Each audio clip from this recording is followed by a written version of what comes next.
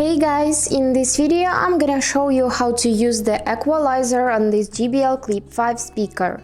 But before we start, don't forget to follow to see more useful content. So first thing we're gonna need is this JBL portable app, which looks like this. You can download it from Google Play or App Store and connect your speaker to it. Now we need to open it and find the equalizer. And as you can see here are presented several sound presets such as JBL Signature, Chill, Vocal and more.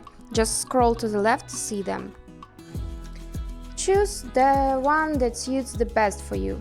And if you want to create something unique, your own customization, select Custom and it will allow you to adjust the bass, treble and other sound parameters to suit your preferences.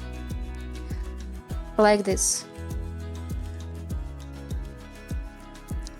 After selecting a setting, play a song and evaluate the changes in sound.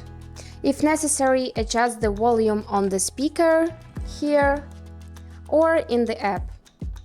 And now, important step, enjoy your personalized JBL Clip 5 sound. And that's all. I hope this video was helpful for you, and thank you so much for watching.